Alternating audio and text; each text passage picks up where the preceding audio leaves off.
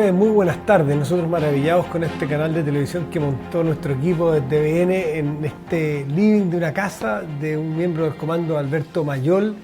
Y aprovechando esta tecnología, nos juntamos en este sillón a conversar con Alberto. Alberto, mucho gusto. Muchas gracias por recibirnos en uno de tus comandos. En una de las casas de seguridad de comando. Claro, exactamente, sí. Una de las células del comando. Sí. Te agradezco mucho encantado. Y darnos este momento para conversar entre tanta y tanta entrevista, porque ustedes han sido bombardeados por entrevistas. Pero sí, además sobre todo los viajes, gran parte del tiempo lo pasa arriba del auto entre un lugar y otro, además que hay mucho taco entre cada ciudad, así que... Bueno, darnos este espacio a mediodía, falta poco para la una para conversar con ustedes también. Los invitamos a hacer las preguntas aquí en 24horas.cl.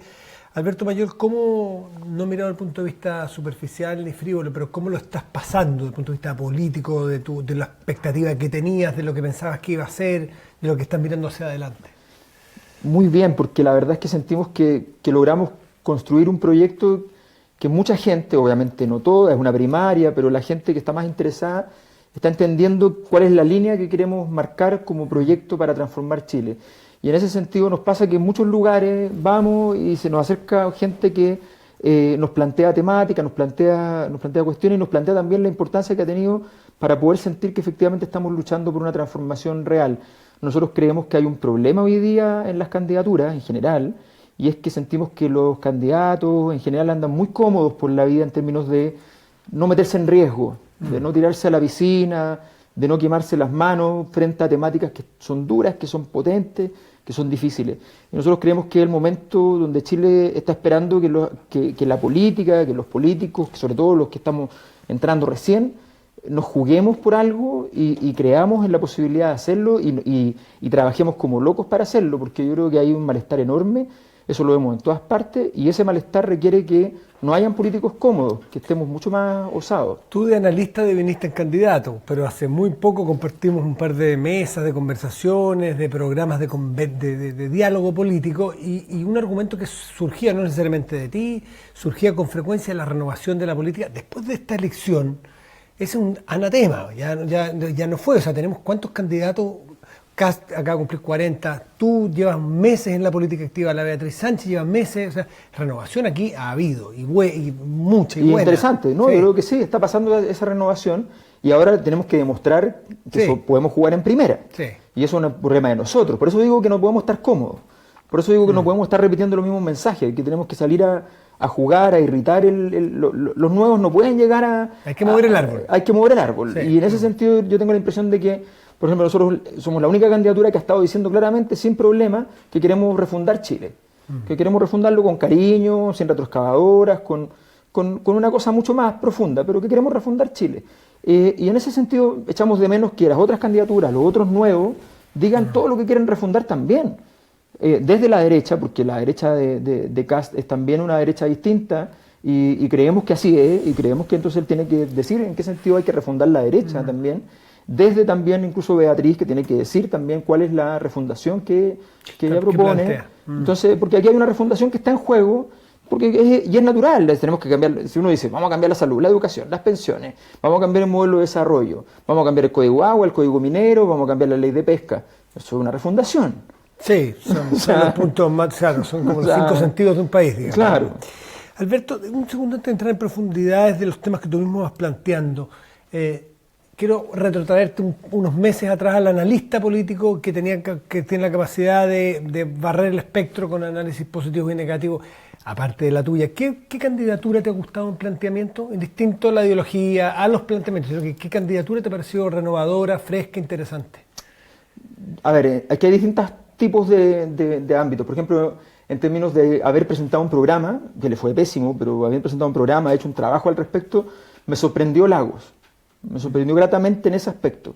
Fue políticamente poco hábil, se movió para distintos lados, qué sé yo, pero él hizo un trabajo programático que me pareció interesante porque permite discutir y permite plantear las diferencias, permite decir, no, yo estoy en desacuerdo con eso, pero ahí está, rotundamente, claramente, cuál es la propuesta de Ricardo Lagos a Chile.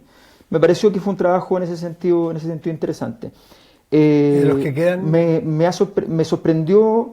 en un comienzo, antes de que se definiera entrar a la primaria, Kast, Yo lo hablé incluso con gente de él, lo hablé con él en algún momento, y le dije, mira, me parece muy interesante el momento que optaron el año pasado, a fin de año, para entrar, para irrumpir, la forma de hacerlo, pero después de entrar a la primaria de la derecha con Sebastián Piñera no me parece. Si él quiere cambiar la derecha, no puede ir a una lucha en la cual evidentemente está validando a Piñera como alguien que pertenece a su mundo.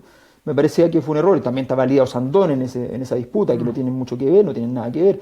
Entonces creo que allí también se pierde, se desfigura. Pero eran esas cosas. También me ha sorprendido en los últimos días el aplomo que ha tenido en los programas Sebastián Piñera.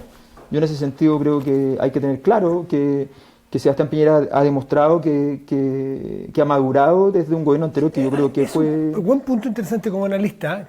¿Qué distinto tiene el Sebastián Piñera de hoy al que fue presidente o al eterno político que lleva se le ve, tiene más habilidad, pero yo creo que esa habilidad es comunicacional, no es de gobierno. No está distinto. No, está con otra vestimenta. Sebastián Piñera tiene compulsión, eso no es ninguna madurez, o sea, tiene compulsión de compra, de hecho, entonces eso es bien infantil, pero resulta que él ha demostrado que ha sido capaz de enfrentar escenarios más difíciles. También es cierto, digámoslo también, que el periodismo, que está mucho más osado e interesante que antes, que a mí me encanta ese escenario, me gusta que nos saquen a trotar y a correr. Igual el periodismo sigue marcando diferencias entre los candidatos, igual tratan distinto a Piñera, a Sandón, o a Cast, o a mí, o a Beatriz, sí. O sea, hay una diferencia. ¿Con quién son más blandos los periodistas? Con Piñera. ¿Sí? O sea, te pongo un ejemplo así nítido. En un programa yo le devuelvo una pregunta a la Mónica Rincón, que es una tremenda periodista, le devuelvo una pregunta. Me dice, yo hago las preguntas acá. Sebastián Piñera le devuelve una pregunta. Hace nada. Ella le contesta la pregunta. ¿Tú crees que hay es una reacción, comillas, natural frente a alguien que fue presidente, frente a alguien, como que entonces todavía no somos capaces de liberarnos de la cuestión de que, es que este tiene más poder. Yeah. Y yo creo que el periodismo tiene que ser capaz de decir, ¿saben qué? Me importa un carajo, aquí vamos, y si tiene más poder o menos poder, no pasa nada. Alberto, aprovechemos esta interacción con las personas que nos están viendo y partamos con algunas preguntas. Sí, por favor. Claudio Marcelo Pochocho, Cartagena, Geria. Alberto, súper concreto, ¿qué tienes tú como mejor propuesta que los demás? Al grano. Bueno, nosotros hablamos claramente de la refundación, y cuando decimos refundación decimos, mira, la regionalización no es un asunto que se haga solamente con elegir gobernadores o mejorar, hacer pequeños ajustes. Aquí se requiere cambiar una matriz histórica, que es el Chile unitarista, que destruye la mirada regional. Entonces es un cambio súper profundo, histórico, importante. Y eso supone impuestos regionales, supone estrategias que están en todo el mundo, pero que en Chile no se aplican, autonomía de decisión en las regiones, en fin. Supone el tren, que tiene que ver no solamente con medio de transporte, sino que con construir un país, con vertebrar un país, es parte de la construcción de los países.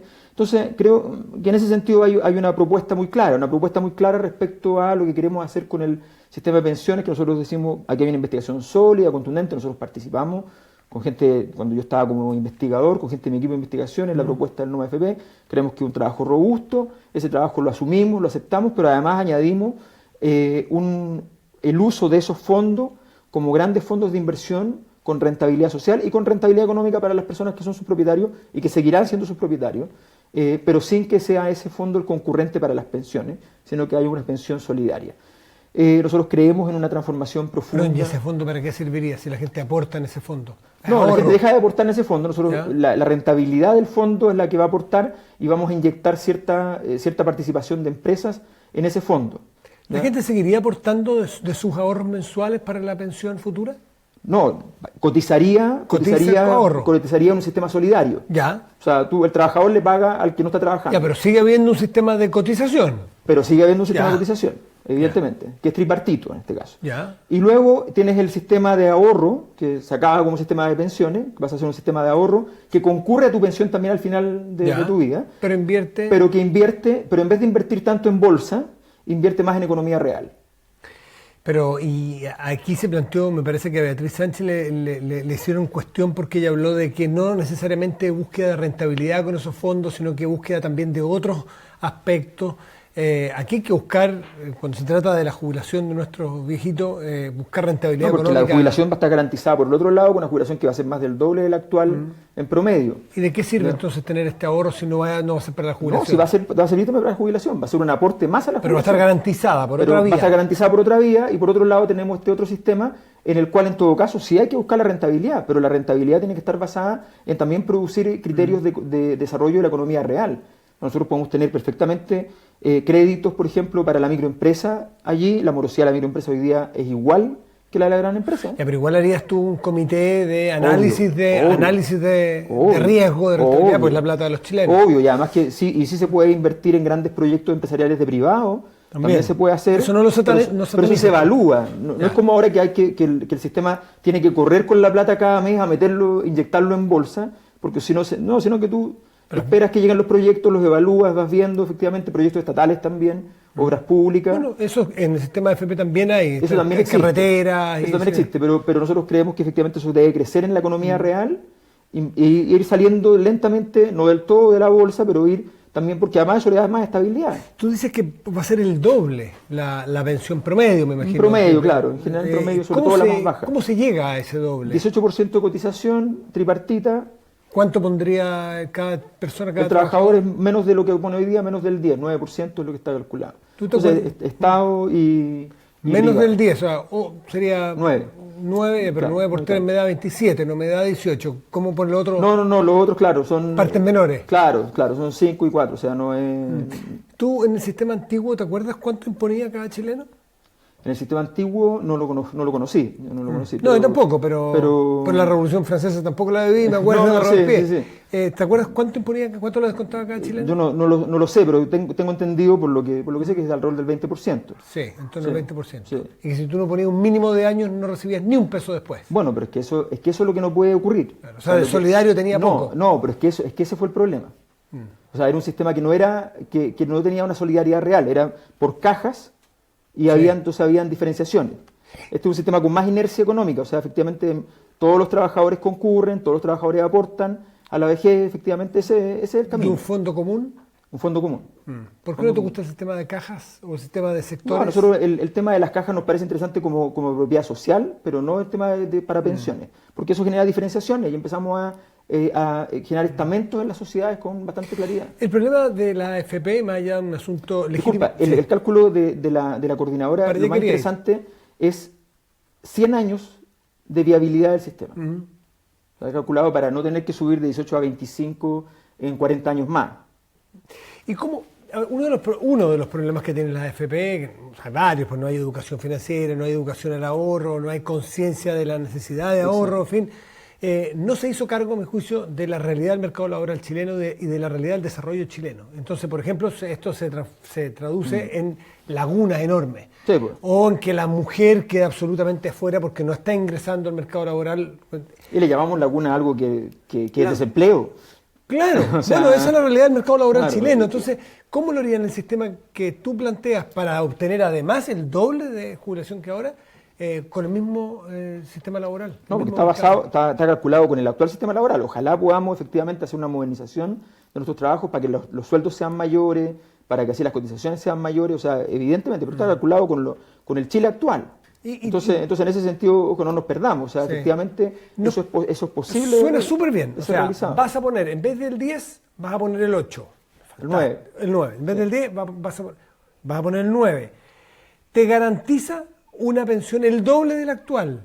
Explícame los números fáciles a prueba de periodista para entender yo cuál es el modelo matemático o el ejercicio matemático que me lleva a eso. Estás cotizando 18, no estás cotizando 10, porque tú cotiza el país, cotiza el empresariado y cotiza la persona, que es un sistema que existe en muchas partes del mundo. Pero si mantendría, para hacerte abogado, podríamos mantener el mismo sistema subiendo las cotizaciones, que de hecho van a subir ahora de 10 a 15, cerca del 18. Sí, pero resulta que el sistema de capitalización individual necesariamente implica que tú ocupas tu fondo. Sí. Y hoy día el fondo que tenemos es un fondo, por ejemplo, el promedio de los hombres es 20 millones y el promedio de las mujeres es 11 millones. Si tú miras ese monto, uno ve la publicidad cuando te dicen usted va a jubilar muy bien porque tiene ahorrado 60, 70, 120, 200 millones. Bueno, está muy lejos de la realidad promedio. Entonces, evidentemente ahí lo que entra a operar es la pensión mínima. Aquí hay un dato que es de la causa y lo puede subir a 15 y se va a modificar parcialmente solamente, y es que la capitalización individual produce un problema de pensión porque efectivamente no es suficiente para que tú te rasques con tus propias uñas, no es suficiente con la rentabilidad, con todo. Entonces nosotros decimos, bueno, aquí hay una posibilidad, que es la posibilidad que ha elegido casi todos los países del mundo, de tener un sistema solidario de reparto. Solo 9 países del mundo tienen sistema de capitalización individual. Hay la gran mayoría entiendo que son mixtos. Han ido mixeando algunos países, Sí. que son países que llegaron a edades de 100 años de esperanza de vida, cosas por el estilo. Mira, te doy un dato. El año que parte el sistema de AFP en Chile, se establece que la jubilación se va a dar a los 65 años para los hombres. La esperanza de vida de los hombres ese mismo año era 67 años. Claro. Entonces tú dices, a ver, Va a alcanzar para 2 años más. ¿esto se creó para qué? O sea, se creó para básicamente capitalizar. Y ese fue el sentido. Esta es una obra brillante desde el punto de vista de construir el Chile neoliberal de José Piñera, una gran arquitectura. Tú tienes más problemas con el sistema de pensiones actual del de AFP, desde el punto de vista de lo ineficiente que es para entregar pensiones o lo ideológicamente egoísta que es que nos convertamos en personas individualistas. De las dos cosas, y le agrego una. O sea, es ineficiente para entregar pensiones. Además plantea una situación de lesión efectivamente cultural, donde nosotros estamos pensando en nosotros y nada más que en nosotros. Pero además hay un tercer factor, y es que ha sido el pilar de un proceso de desigualdad. O sea, aquí todos los meses el 10% de todos los salarios de Chile concurren a ser un elemento de financiamiento para grandes empresas. Un microempresario no accede a esos fondos. Un pequeño empresario no accede a esos fondos. En Chile los microempresarios necesitan capital de trabajo. Fíjate que la productividad de los microempresarios en Chile ha ido bajando sistemáticamente. De los pequeños empresarios ha ido bajando. Y la productividad, mucha gente cree que la productividad es la calidad de los trabajadores. Y la verdad es que si tú, por ejemplo, voy a poner un ejemplo bien simple. Si tú barres, ¿ya? Para barrer más y mejor, bueno, podrías capacitarte, pero vas a barrer un 5% mejor con eso. Podrías ir al gimnasio, vas a barrer otro 5% mejor. No vas a duplicar tu productividad. Para duplicar tu productividad tienes que poner tecnología. Entonces, el aumento de la productividad en la gran empresa que ha ocurrido y la reducción en la mediana, en la pequeña y en la micro que ha ocurrido, tienen que ver con que la inserción de tecnología, el capital al que tienen acceso. Entonces uno dice, a ver, ¿por qué esa plata no está disponible para muchas otras personas, para que aquí no se concentre la riqueza en el 1% más rico del país? Tu problema es que la plata de todos los chilenos, estos fondos de la AFP, va a financiar a grandes empresas que son coincidentemente de grandes grupos económicos. Ese es tu problema ideológico, eso es lo que te está complicando. Un problema ideológico que perpetúa a los niveles o los estamentos sociales de hoy. Y déjame decirlo con las palabras de Pinochet, que cuando vio el sistema dijo, y no era muy astuto, pero esto lo vio, dijo, bueno, pero con esto resulta que lo que va a pasar es que 7 grupos económicos se van a quedar con todo Chile. Y a pesar de que lo dijo, después lo hizo. Entonces cuesta entender. Pero dejó las Fuerzas Armadas afuera, lo suyo. Pero dejó las Fuerzas Armadas afuera. ¿Conociste a Pinochet? No.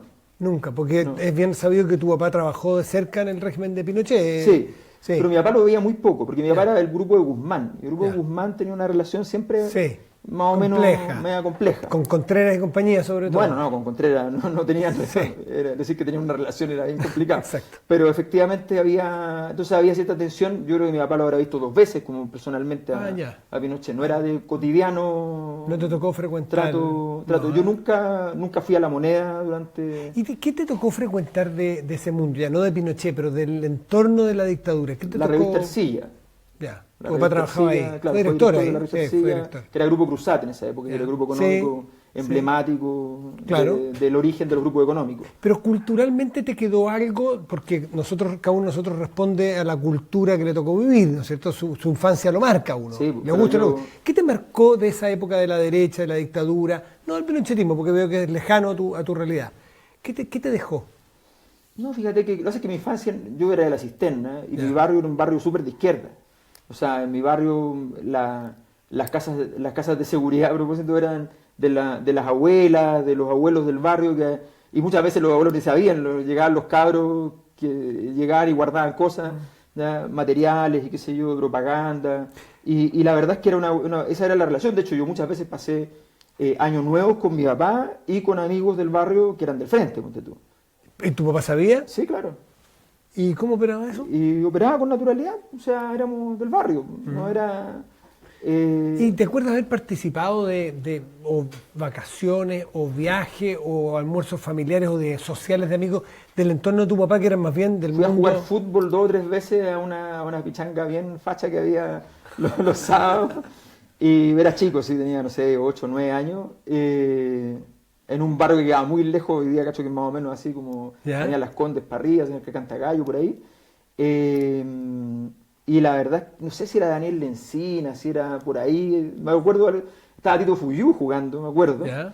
Eh, y la verdad es que eso fue el contacto más. Bueno, y me tocó un par de fines de semana que mi papá salíamos, qué sé yo. ¿Tú no Mi papá vivías? estaban separados. Tú no Salíamos vivías con los tu fines papá. de semana y me tocó un par de veces ir a la casa, ¿cómo es que se llama? De Benjamín Maquena. De los guases De quincheros. los Guasos Quincheros. O sea, tuviste tu acercamiento cultural al mundo O de la sea, derecha. dos veces. Y mi mamá después que vio que yo me aburría con otra, le dijo, oye, mejor no. ¿Pero te aburrí porque no eran panoramas para cabros chicos, o porque ya No, tenía, habían- o ya de piel la derecha te... Como que no me interesaba y me parecía, y además que era como, Ya. porque mi viejo iba, no sé, a trabajar con Sí. él, ¿cachai? A hacer como pegas que lo ayudaban en algunas pegas. Era asesor comunicacional tu Benjamín. papá también, ¿no? No, sí, pero le hacía pegas a Benjamín Maquena para que él también tuviera sus pitutos, que Benjamín seguramente no, lo que yo entendía, digamos, no cachaba Ya. mucho, era chico, pero lo que entendía es que mi papá le hacía la pega en el fondo.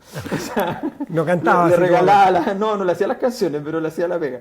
Oye, ¿y tu mamá es de izquierda, la familia de tu mamá? Sí, pues mi mamá, bueno, en la familia de mi mamá hay una tía que es de derecha, pero en general son varios hermanos y eran todos de izquierda.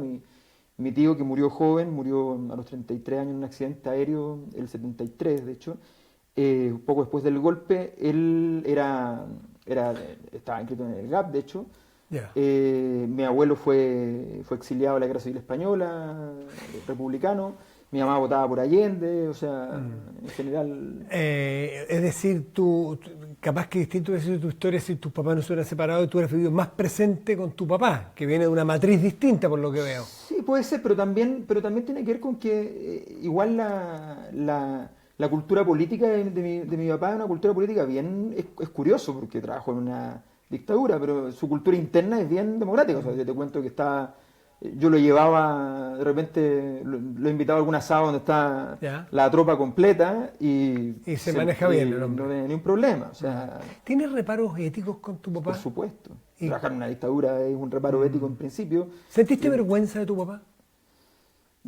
Sentí mucho dolor muchas veces cuando me enfrentaba a personas que habían sido víctimas de violaciones de derechos humanos y yo sabía que efectivamente había habido toda una operación en la dictadura para poder contrarrestar eso, para poder evitar que fuera algo sabido, para poder distraer. Y tu papá trabajaba en que mi eso, papá- justamente. Y que mi papá trabajaba en eso, claro. En el tema O sea, comunicacional. Claro, yo le he planteado muchas veces, él dice que no, gracias a su pega, que era un trabajo periodístico, que las condiciones del periodismo eran distintas. Pero bueno, uno asume que no Sí. necesita que se lo digan, ¿Y digamos. tu relación con el actual? Mi relación con él, yo diría que ha ido mejorando además. Mira, O sea, uno la empieza- madurez. Sí, también uno empieza a entender también que, bueno, que al final la distancia política no significa una renegación también Tu papá de los dones, de lo que Sí. significa una relación, o sea, de lo que nos hemos dado, de lo que hemos conversado. de Tu lo que papá es un hemos hecho. reconocido, más allá de qué sector político adscriba, UDI, claro. que la UDI es un reconocido experto comunicacional y en materias políticas. Sí. ¿Te ha dado algún consejo técnico? No, desde que partí lo he visto solo y me he preocupado eficazmente Hablan sobre el tiempo y de, sobre... de estar solamente en reuniones así de carácter y hablan, completamente... hablan de fútbol y hablan de De otros hecho, mucha temas. gente de izquierda me ha dicho, oye, pero Pregúntale a tu papá. Alberto, habla con tu papá. O sea, ¿por qué no le preguntáis? Porque parece ser Porque muy eficiente tu él papá. es muy este bueno tema. O sea, le achacan operaciones comunicaciones como lo de la Villa Alemana, Virgen de Villa Alemana, sí. el cometa Halley, Sí. Es decir, ultra eficiente para tapar cosas ultra graves que ocurrieron en este país. No, y además le fue muy bien en general con las estrategias del PalaUDI, o sea, el crecimiento de la UDI en votación La UDI de un popular. partido chiquitito, claro, todo eso efectivamente lo hizo mi mamá. Efectivamente yo creo que a él le va bien en su trabajo, un tipo que sabe del tema, ¿Y tu pero papá se para mí no me parece que sea una técnica, y ahí está un tema de diferencia también política. Yo creo que gran parte de los que se decían de izquierda aceptaron que la política era ante todo comunicación. Y yo sigo creyendo que la política es política. y que la comunicación tiene que estar al servicio de la política. Eso es Y no es un plástico, no es ni al una revés, técnica. claro. Y en ese sentido, tú vas a ver la franja, por ejemplo, hoy día. Nuestra franja es política. Política no pesada ni desagradable, pero sí tiene que ver con la construcción de un mensaje político. Alberto, y yo te pregunto, en una dirección, quiero ver la contradirección. ¿Te has preguntado o le has preguntado a tu papá qué siente que le haya salido un hijo candidato presidencial de la izquierda del Frente Amplio? Pues tú has tenido reparos éticos, no has sentido vergüenza por él, pero ¿qué siente él de tener a Alberto Mayor como hijo? No le he preguntado así tal cual, el tema ha aparecido en algunos momentos, pero mira, mi impresión es que hay una mezcla rara que también le pasó muchas veces. Yo me daba cuenta que de repente yo pasaba a verlo y estaba él con la gente de la UDI, y a mí se me notaba rápidamente en la piel y a ellos se les notaba que ellos notaban también, y entonces mi papá se incomodaba esto de que en la derecha además hay como una exigencia de que, oye, tenéis que lograr que tu hijo más o menos tu hijo siga el camino. Entonces yo creo que en ese sentido me incomodaba. Pero te aporta a ti toda esta historia familiar que acabamos de conversar en unos minutos, ¿te aporta a la cultura del diálogo? ¿Te aporta al ser capaz de entender que al otro lado hay gente que piensa? Yo creo que me aporta mucho, pero en otra cosa. ¿En qué? O sea, yo creo que la cultura del diálogo prefiero aprenderla de otros caminos, porque este diálogo que se hizo durante estos años a mí no me gusta. Me gusta mucho el acuerdo, no sé, Allende-Cruzco, que lo cito siempre, un Allende de reforma de salud, un acuerdo de reforma de salud gigante para todo Chile, izquierda y derecha. La nacionalización del cobre fue un acuerdo izquierda-derecha. Esos acuerdos me parecen formidables, pero lo que se ha hecho últimamente no. Me aporta de otra manera. Me aporta en que yo veo a la derecha y sé lo que están haciendo. Tú entiendes a la derecha. Pero así al tiro, o sea, claro. Sé para dónde van, sé cómo lo van a hacer, sé cómo combatirlo, sé sus puntos débiles. O sea, yo tengo muy claro, por ejemplo, que si yo llego a segunda vuelta, tengo muchas más posibilidades que otros candidatos de izquierda. ¿Por qué? Porque los conozco, porque sé lo que van a hacer, sé su jugada siguiente. He jugado ajedrez con ellos Piñera, 1000 veces. Tú que conoces también a la derecha, ¿Piñera es ADN de derecha o es un allegado? Porque muchos de la derecha, el otro día me dijo un tipo, me junté con un grupo de amigos y a todos nos identifica José Antonio Cast. José Antonio, el que está más a la derecha. José Antonio, el tío. El tío, no Felipe Cast. Sí. Pero todos votamos por Piñera. Nos carga, pero votamos por Piñera. ¿Piñera es derechista en la esencia? No, Piñera es derechista. Lo que pasa es que él socialmente no pertenecía a ese mundo. Y eso en la derecha chilena es muy importante, pero él es muy derechista. De hecho, esto que hizo de capturar a la derecha fue una jugada muy de la derecha histórica chilena. O sea, decir, mira, aquí yo no les caigo bien, nada, pero yo los voy a capturar, y los voy a capturar con todo. Y después de que la UDI había rejurado que jamás por ningún motivo en apoyar a Sebastián Piñera, los primeros que estaban allí, antes que RN, era la UDI. Si yo paso segunda vuelta, dijiste, pero las encuestas indican que no vas a pasar a segunda vuelta. Las encuestas que van a reformar después del 2 de julio. Creo que me contaste eso. No, pero ¿Tú crees que...? Te lo digo solamente, sí, como un dato, para que lo sepan, porque lo van a reformar porque ha quedado el desastre dentro del sistema político respecto a eso y han habido críticas muy fuertes. ¿Tú crees que se va a regular más la industria de las encuestas? O sea, no creo que se vaya a regular mucho, pero sí estamos hablando de que nosotros hablamos toda la semana de una encuesta cuyo costo es 1,5 millones de pesos y tiene pantalla que equivale a 70 millones.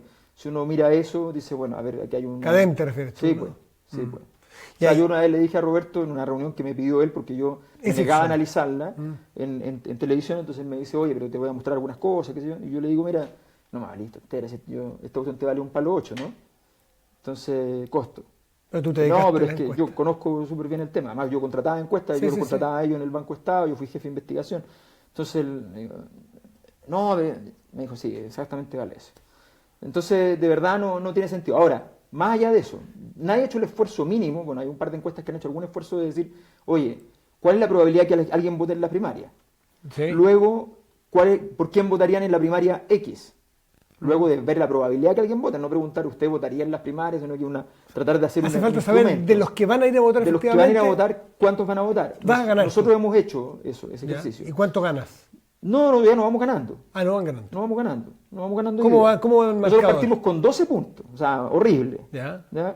La penúltima medición, después del postdebate, fue 41. Miércoles. ¿Ya? La última es 45.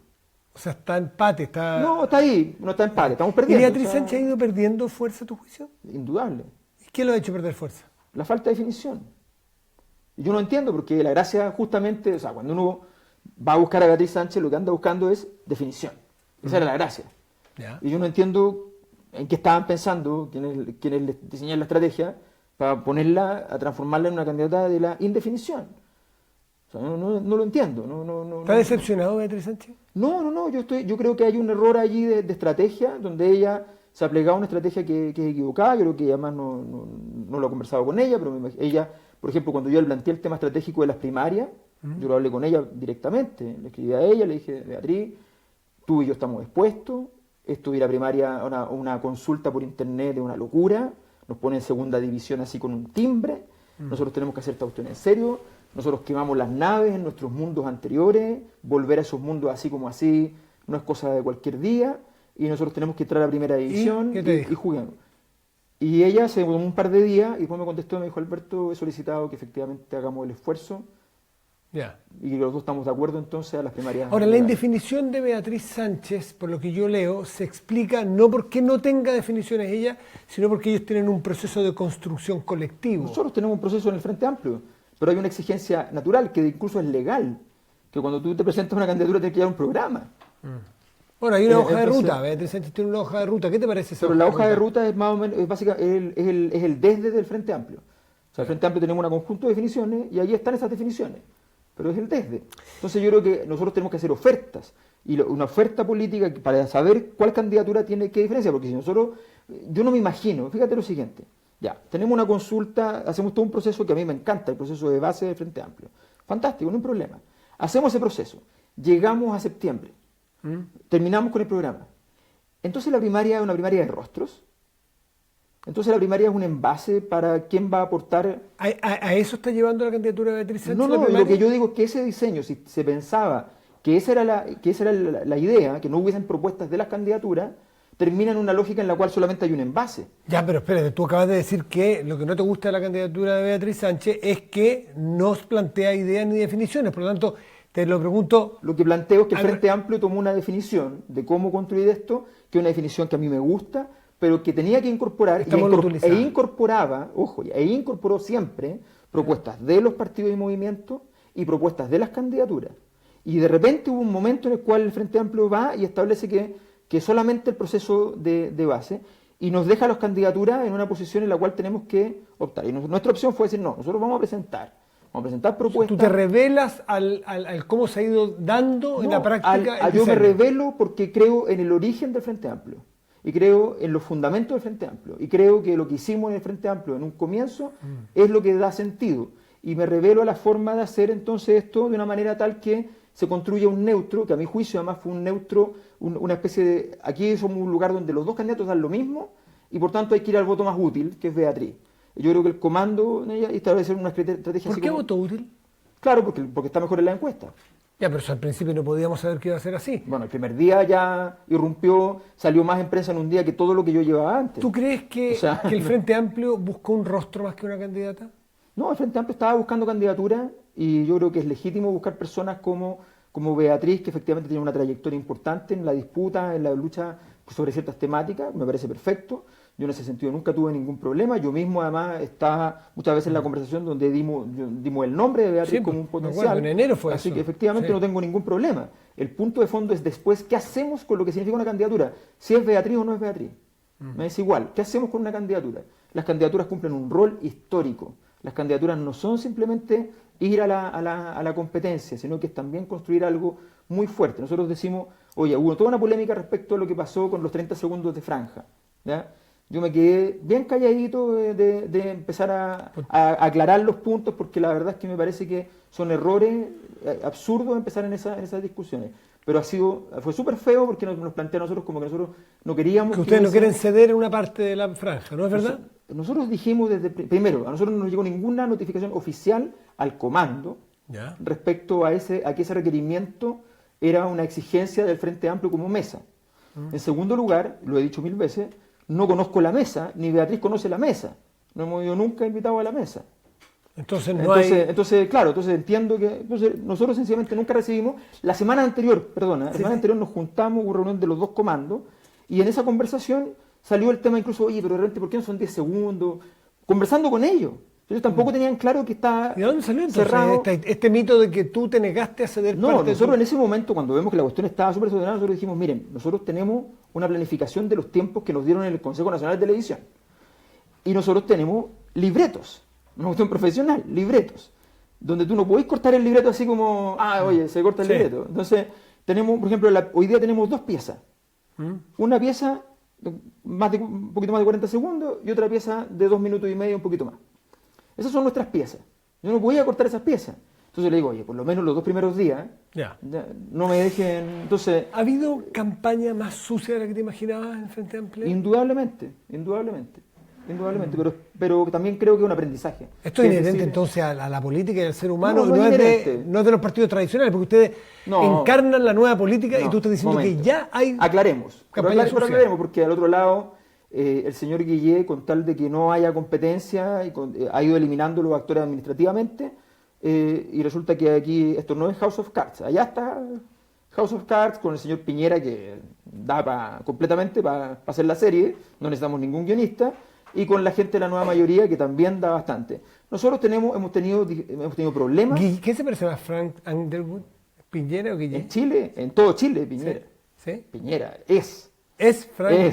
Sí, ¿Y, sin duda. y Guillén un poco? Porque tú cuando hablaste de Guillén hablaste de No, House yo, of Cards. yo encuentro, sí, pues ¿sabes lo que pasa? Es que yo encuentro que lo de Guillé ha sido más por algo que es bien triste, que es la falta de osadía y valentía de enfrentarlo. Yo no quería, yo creo que qué mejor para Guillé que haberle ganado al Lago compitiendo. Y no quiso competir, movió para sacarlo. ¿Qué Secretaría. mejor que ganarle a Insulza, que ganarle a Atria, que ganarle a todos? Llegar fortalecido, llegar musculado a la elección. No quería. A mí cuando me dijeron, oye Alberto, me llamaron de muchos partidos del Frente Amplio y me dijeron, oye Alberto, pero ¿para qué vaya a seguir en carrera si entró la Beatriz, tremenda votación, nos va a ir bien, qué sé yo? Digo, compadre, aquí hay proyectos políticos. ¿Ya? Uno no puede Ahora, ir- yo conversé contigo, me acuerdo en la Sí. radio, días antes que emergiera Beatriz Sánchez Sí. de manera sorpresiva, y tú estabas seguro que ganabas. Me acuerdo que lo Por conversamos. supuesto, porque que estaba ganabas. claro cuáles eran los candidatos y estaba claro que Beatriz había dicho que no. Y a nosotros nos gustaba mucho Beatriz y yo decía, si viene Beatriz, bien. De hecho, cuando me supe, y lo supe antes de ¿Fue un que se golpe, fuera- fue un balde de agua No, fría yo le para escribí ti? a Beatriz, le dije, oye Beatriz, fantástico, maravilloso, buena onda. Habíamos estado 3, 4 días antes en la radio con ella diciéndome, Alberto, qué bueno que entraste tú, qué sé yo, fantástico, no hay problema. O sea, no. O sea, para mí, yo siempre lo he dicho, nosotros queríamos la mayor competencia posible. Nosotros después dijimos, viene Rendón, que venga Rendón. Viene Navarro, va a ser difícil ganarle a Navarro porque tiene su zona fuerte. Hay que ganarle a Navarro. Si queremos ganarle a Piñera mañana, hay que ganarle a Navarro hoy. Entonces, sencillamente decíamos, oye, competencia. Nosotros creemos que efectivamente eso nos hace bien y eso es parte del Si te hago del la juego. pregunta CEP, de la encuesta CEP, es quién cree o quién cree que va a ser el próximo presidente de Chile. Nosotros vamos a llegar a segunda vuelta, nuestra candidatura va a llegar a segunda vuelta y nosotros tenemos la capacidad de ganarle a Sebastián Piñera. Va a ser difícil no porque Sebastián Piñera sea un gran candidato, no porque haya sido un gran presidente, que fue un pésimo presidente, sino por una razón mucho más profunda y terrible. Y yo hago un llamado a los chilenos y las chilenas. Uno viaja por Chile y la gente te dice, mira, el problema es que ni me digáis que esto va a cambiar, porque esto no va a cambiar. Es la decepción la base de la votación de Piñera. Es la decepción, es el malestar convertido en incapacidad política de poder reaccionar. Es la tragedia de la nueva mayoría demostrando que no sabe hacer una maldita reforma. ¿Cuál es el mejor gobierno desde el regreso a la democracia hasta acá? Irónicamente, el que menos me gusta ideológicamente que es el de Elwin. El mejor. Claro. ¿Podría ser un orden decreciente? Mira, es interesante. Esta es una pregunta de salón, de sobremesa, siempre, entre amigos. Es interesante porque... Hagamos lo siguiente. ¿Cuál y una línea por qué? Elwin, ¿por qué el mejor desde el regreso a la Bueno, porque democracia? intentó hacer alguna reforma, algo hizo, una reforma tributaria, después nadie se atrevió durante muchos años, hasta Michelle Bachelet ahora, porque enfrentó el tema del libre mercado y lo planteó como problemática, porque enfrentó las situaciones difíciles con el mundo militar y las afrontó. Me parece que Elwin, y yo tengo una distancia con Elwin que sí, pero enorme, pero como gobierno, como presidencia de la República, me parece bien. Enorme, pero no tanto como que con Pinochet, ¿no? Porque hay muchos de la izquierda que sostienen que prácticamente seguimos en dictadura hasta ahora, que la concertación lo que hizo fue administrar una Se dictadura. administró el modelo, evidentemente. Ahora una Pero- democracia electoral es distinto a una dictadura. O sea, tú no haces grandes diferencias del 90 para atrás y para adelante. respecto al modelo económico, al modelo, evidentemente... A país, son a país. muchos. Yo soy noruego y vengo No, y aterrizo en este obviamente país. que hay diferencias. Ya, Obviamente que hay diferencias. es que no todos tienen esa mirada. Algunos dicen No, que yo creo que tiene que ver con una sensación de la gran traición que significa después. Ya. Pero evidentemente hay diferencias, Ya. evidentemente. Después de Elwin, Después segundo de en él- el podio. Después de Elwin es muy difícil, porque fíjate que, por ejemplo, a mí me gustó la osadía de Frei cuando hace el acuerdo con Argentina. El acuerdo El acuerdo pacífico. Yo estoy de acuerdo con ese acuerdo. Ya. ¿Ya? Hubo un problema de cálculo ingenieril. Y Ya. inocentones nosotros, No, ¿no? no, Porque porque nos cortaron aun el gas. cuando te lo cortaran después, durante ese tiempo Sí. tú fuiste una eficiencia económica enorme. O sea, lo que se ahorró Chile, hoy día compramos el gas a Indonesia, Sí. le compramos el gas a Egipto. GNL. Entonces, ojo, o sea, incluso con todo el problema funcionó, fue más barato, fue mejor. Pero a lo mejor el gas natural licuado GNL que se compra spot, a lo mejor es más barato, pero compras a cualquiera y no estás amarrado a un contrato físico de una Pero, un momento, tubería. pero estás contaminando el planeta a pasos agigantados. Un barco que viene con gas por todo el mar y ahora Pero hablamos de calentamiento pero global. gas natural licuado, el otro venía por cañería, que también impacta en el medio ambiente. Pero Sí, ya, es un tema... pero no, Ya. nosotros estamos de acuerdo con el gas en América Latina, de verdad traerlo es bastante más razonable en ese sentido. Y ojo, Gas de América Latina, el que tiene más reservas después de Argentina es Bolivia. y Perú también tiene gas en Camisea, en Camisea, y tiene el Ecuador. pero el pozo Margarita ahí, En Bolivia es es increíble. increíble. Sí, ¿Le bueno. cambiarías ese pozo por salir al mar? No, yo quiero entrar al Amazonas, ya lo dije. Ya. ¿No le cambiaría entonces a Evo decirle, don Evo, Bueno, pero deme en acceso? la pasadita seguro que hay gas. Ya, sigamos. Así que- Frei segundo, entonces. No, estoy diciendo, analizando los gobiernos, Ya. me cuesta hacer el orden porque efectivamente ahí hay muchos problemas, porque lo de donde Frei cae, a mi juicio, de una manera estrepitosa, es en la decisión de defender a Pinochet en Londres. Ya, ¿y el peor de Eso, todos? eso es insacable. ¿El peor de Piñera por tu lejanía ideológica? No, el más dañino es el de la nueva mayoría. El más dañino. Ya. Porque tomó las banderas de la transformación en Chile, no lo quiso hacer realmente, lo que hizo lo hizo mal y nos dejó en una situación de estancamiento enorme. Pero parece que estoy hablando con un candidato de la derecha. Pero no, ¿por O qué? sea, hizo los cambios, pero los hizo mal, nos dejó estancados. Obviamente nos dejó estancados. Había Ya. que hacer transformaciones sociales. O sea, teníamos que hacer educación gratuita. Teníamos que cambiar las pensiones. Teníamos que hacer la asamblea constituyente. ¿Ya? Tenían gente metidos de ellos adentro del marca AC. Mandatados a defender y después ¿qué? Entonces yo digo simplemente, a ver, ¿esto es llegar y vestirse con las banderas y después dejarlas de lado? Entonces, no, a mí me parece poquito que fraude para ti.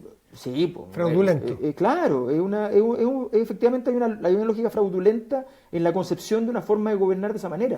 Entonces, ahora, obviamente, el gobierno donde yo veo una lógica lumpen en términos de operación es Piñera. O sea, cuando uno ve a Piñera, o sea, yo me imagino, pensemos en los carabineros que entraron al juego de robar. ¿Ya? Tú miras para arriba en la moneda, está Piñera. ¿El Piñera roba? Y Piñera, la línea entre si está robando o no está robando, para él le importa poco.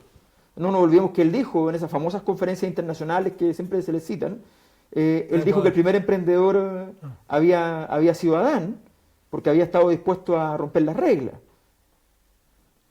Lo dijo él. Romper las reglas es distinto a robar, porque hay reglas y reglas. Bueno, pero supongo que se refiere al Estado de Derecho, a una norma que Bueno, se sí. dio y él, esa lógica del Estado de Derecho a él le importa poco. Pero tú estás por romper algunas reglas que hoy día están establecidas en nuestra sociedad, ¿no es cierto? Sí, nosotros estamos dispuestos, incluso nosotros hemos ocupado la institucionalidad para chocar con la institucionalidad, para demostrar que hay cosas que se pueden hacer, pero eso es respetar las reglas. Por ejemplo, nosotros vamos y decimos, mire, ¿sabe qué, señor de impuestos internos?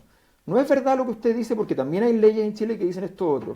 Pongámoslo en juego, juguemos a eso. Y yo les pido hoy día a los trabajadores de servicio de impuestos internos, les pido que rompan su silencio y que exijan a su director que actúe, porque no puede ser que seamos cómplices de que esa persona no esté entregando. Fíjate que hoy día no se está hablando de esto.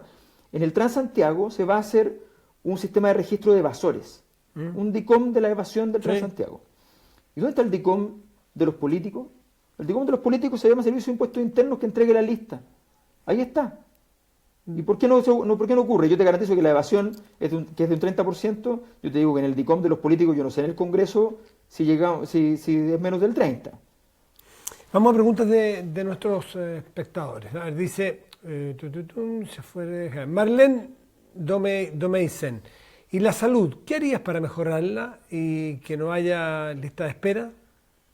Lo primero en salud siempre, los grandes cambios de salud son cambios culturales, entonces, y necesitas salud primaria. Los sistemas de salud sin salud primaria son caros, son ineficientes y se terminan por colapsar. Entonces, en Chile se ha debilitado mucho la salud primaria.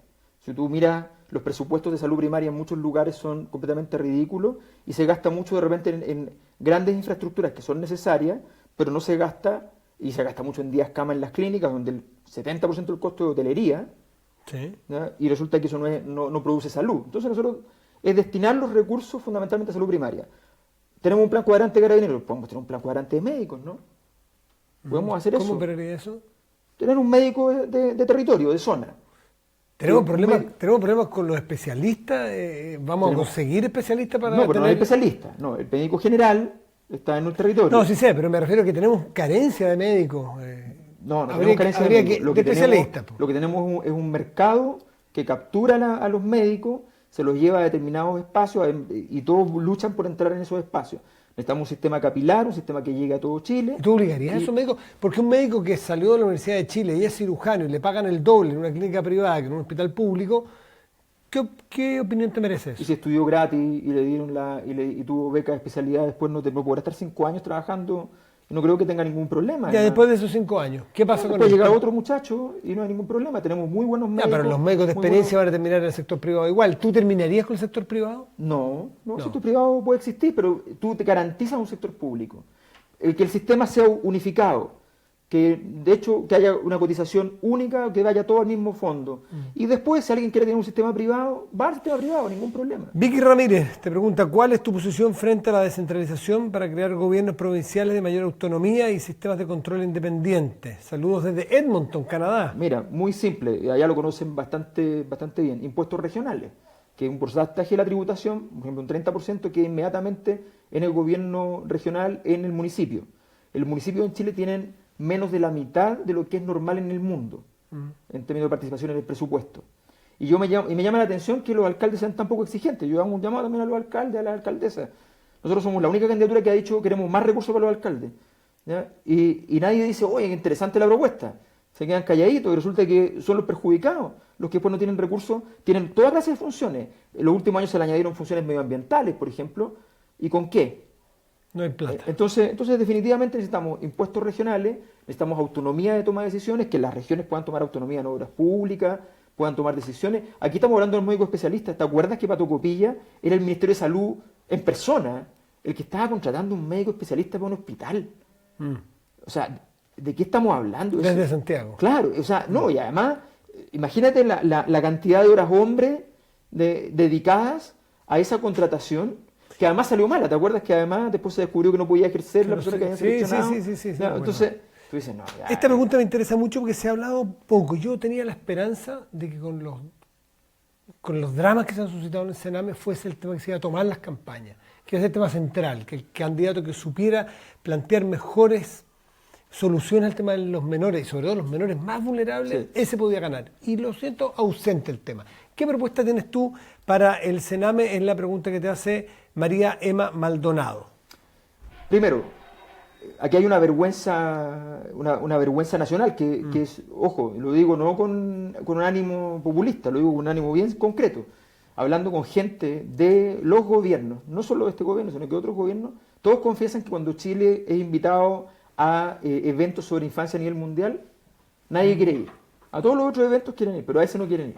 Chile en eso es muy malo y para otras cosas es muy bueno. Porque en eso todos dicen, oye, no podéis tener ese ingreso per cápita y tener esta política de infancia. Ya, ¿qué haría Alberto Mayor, presidente Primero, de Chile?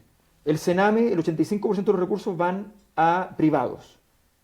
Ya. Hay que fortalecer el Sename como institución. O sea, ¿Y si lo hacen mejor los privados? No, es que no lo hacen mejor los privados. No, te planteo en teoría, para ver cómo la prueba ideológica. Porque a lo mejor tu problema es con que sean privados o es porque los privados lo hacen mal. Es que hay ambas cosas. Cuando tú tienes un Estado tienes que robustecer el Estado, porque si no el privado va donde hay más negocio. Y el negocio no necesariamente va a discriminar adecuadamente en términos igualitarios. Van a haber lugares donde tal vez tienes más concentración de chicos vulnerables y te instalas allí y por tanto juegas el juego en ese espacio y otros espacios. ¿Qué porcentaje de los niños vulnerables hoy día están siendo atendidos por instituciones que no son estatales? O ya sea privadas con fines de lucro, privadas de fundaciones, lo que Pero es fuere. que sabemos cuántos son los niños vulnerables realmente en términos familiares, ese es el problema. ¿Cuál es el registro? ¿Cómo sabemos? O sea, que hay un problema que es mayor. El segundo problema es la institucionalización. Tú vas y miras, niños recién nacidos, institucionalizados, hasta los 6 años institucionalizados, bueno, de ahí para adelante, pero estoy diciendo, a ver, los niños institucionalizados tienen una merma en el desarrollo cognitivo enorme. No tienen contacto visual, están acostados, lloran mucho porque los bebés no les gusta estar acostados todo el rato. No tienen contacto táctil. Hay fundaciones que se preocupan de ir a abrazar a los niños, a estar con ellos, pero no alcanza, son un par de horas al día. Es una situación dramática. Bueno, fíjate que esto existe en Chile, pero tienen un presupuesto de este porte. Hogares de acogida, proyecto hogares de acogida donde te mandan efectivamente, te dicen, mira, ¿sabes qué? Tú postulas igual que una adopción, pero en vez de tener una adopción tienes 6 meses, 8 meses, 1 año, 2 años. Es bien complicado eso después del desapego, en fin. Es una experiencia internacional súper exitosa, ojo. Ya, pero ¿cómo lo harías tú para los niños del Sename?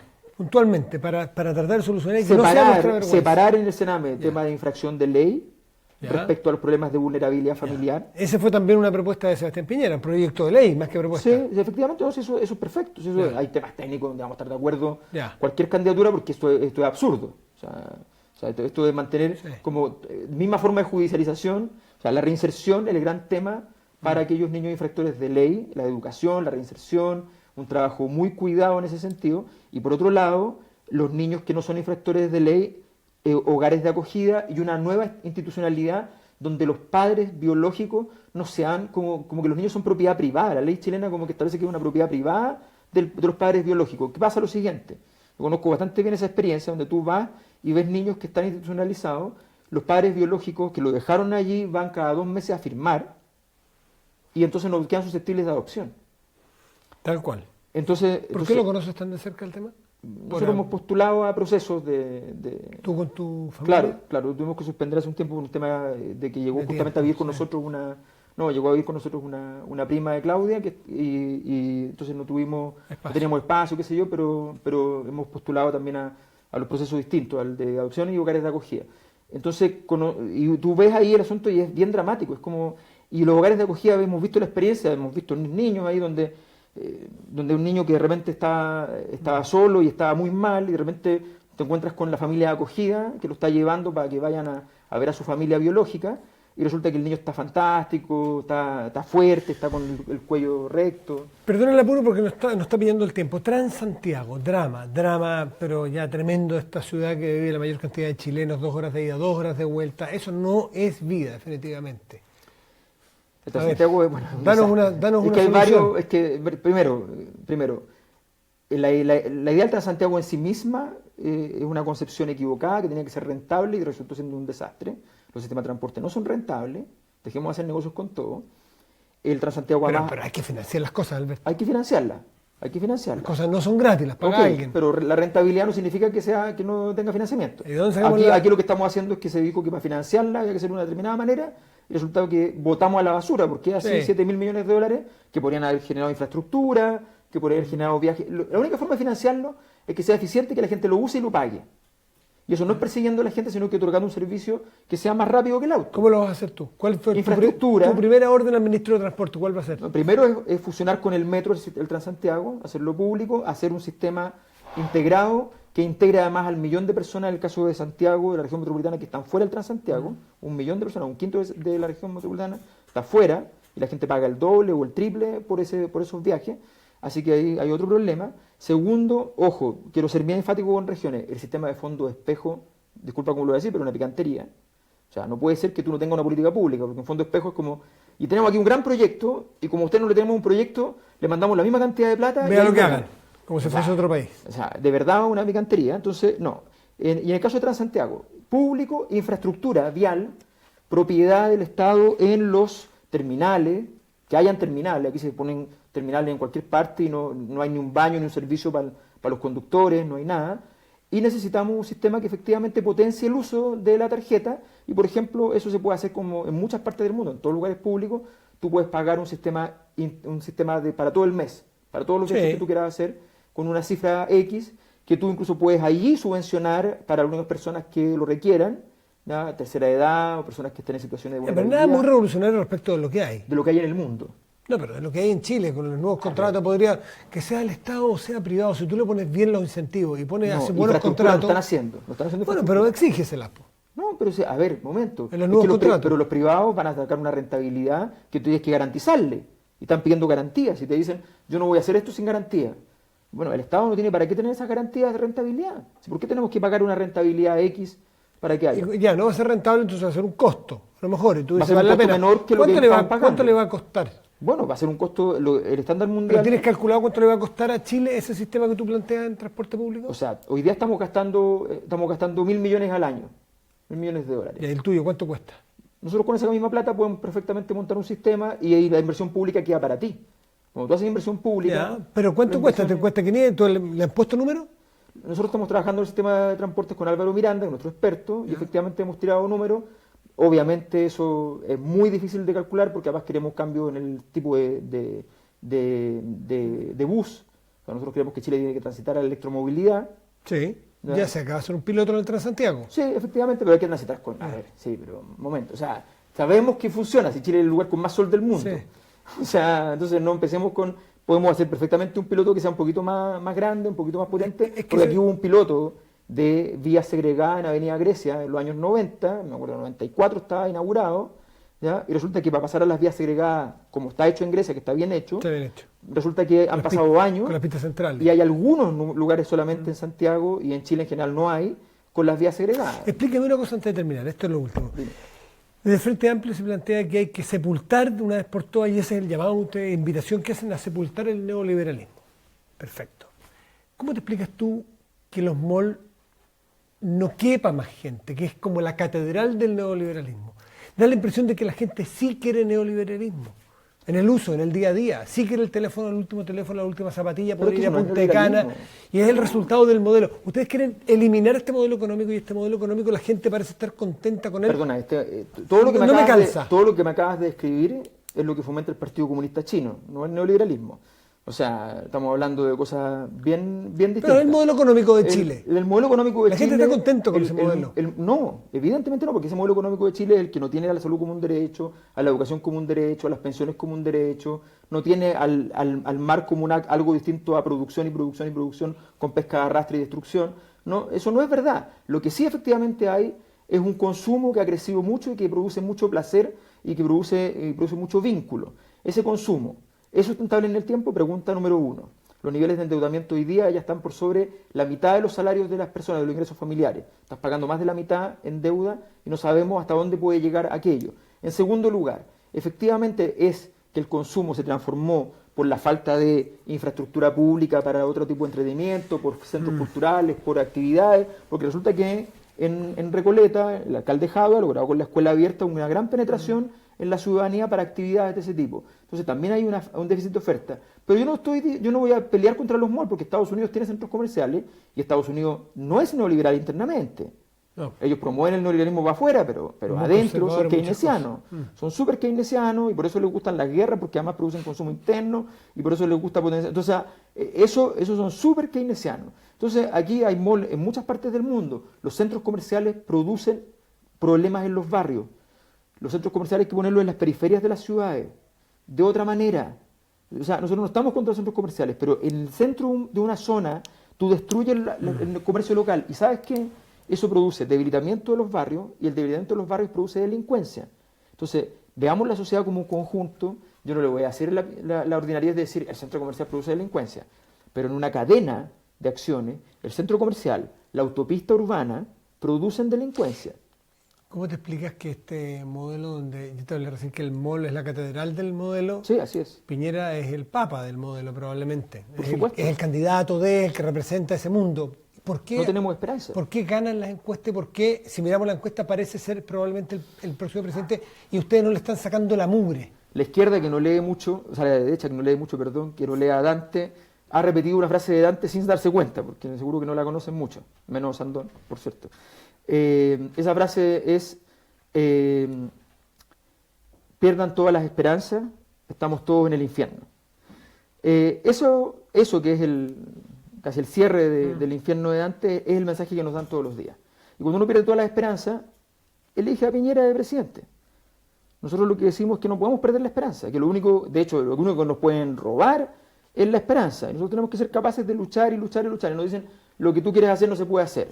Bueno, veamos. Hace 100 años era imposible terminar con las 16, 17 horas de trabajo diarios para cada trabajador, se logró. Hace 200 años la esclavitud era una cosa obvia. Hace 400 años la esclavitud, hace 200 por lo menos, no mataban a los esclavos porque tenían algún valor monetario. Hace 400 sí se morían los esclavos. Y hace 700 las mujeres no tenían alma. Entonces las cosas pueden cambiar y han cambiado cosas más radicales, más importantes que sacar la AFP, ¿ya? Que moderar a las empresas inmobiliarias para que no dominen ni controlen en las ciudades. La verdad es que son enemigos harto más charchas que los enemigos del pasado.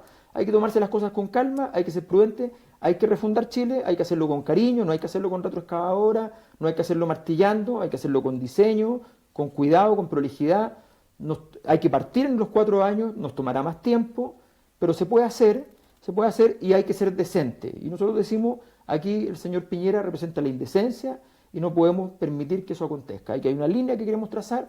Cuando tengamos una línea que la concertación borró, la línea divisoria entre lo decente y lo indecente, sobre todo con el caso Mobgate, sobre todo con la defensa de Pinochet en Londres, cuando borraron eso, cuando empataban con la derecha en cada tema, la borraron. Nosotros decimos, hagamos la línea, tracemos la distinción y construyamos el futuro con una distinción clara. De aquí para allá, sí, y de aquí para acá, no. Alberto Boyer, muchas gracias por esta conversación. Gracias, Matías. Que te vaya muy bien. Muchas gracias. Nos despedimos de ustedes, gracias por su atención. No pudimos hacer todas las preguntas porque es atentatorio estar... Yo no tengo el teléfono aquí, sino que tenemos un modelo súper moderno. Entonces, privilegié aquí la conversa. Hicimos algunas preguntas igual. Los dejamos invitados para la próxima. ¿Quién es la próxima? ¿Qué? Beatriz Sánchez, ¿qué día? 30 de... ¿Está confirmado eso? ¿Sí? Nuestra jefa. Paz Fernández, que nos acaba Pero el de mandar 30 la de agenda. junio está fuera de campaña, no pueden hacer propaganda. 30 de junio no es propaganda, es una conversación. Es una conversación como la que acabamos de tener contigo. Mira. Así que ahí nos reencontramos. 30 de Están junio. fuera de la ley. Que les vaya muy bien. Gracias. Chao.